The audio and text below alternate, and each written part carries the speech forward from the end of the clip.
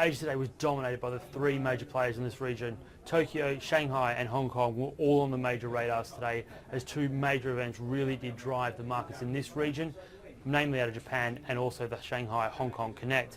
Looking at the Shanghai-Hong Kong Connect, it now creates the second largest exchange in the world. It is a major breakthrough for what's going on in that region, and is expected, according to estimates, to see double, even tripling of volumes going through that part of the world.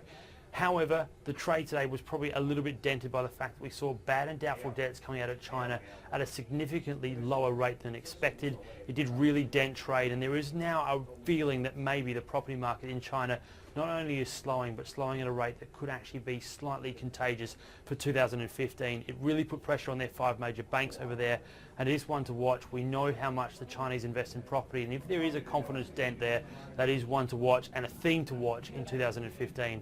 Having a look at Japan, the GDP figure was nothing short of horrible. Estimates had been for 2.1% year on year and 0.8 quarter on quarter. We are now in a technical recession in Japan. They actually came in at minus 1.6 and at 0.8 minus number on the year on year, quarter on quarter. Technical recession, having seen a minus 2.7% read in the Q2.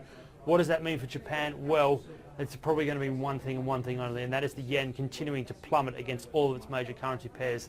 The dollar yen, the pound yen, the euro yen and the Aussie yen are at 7-year highs, and we don't expect that to slow down anytime soon. What is also making it an interesting dilemma is that there is a real huge media speculation that Shinzo Abe will dissolve the lower house and go to a snap election to try and really force growth through the numbers.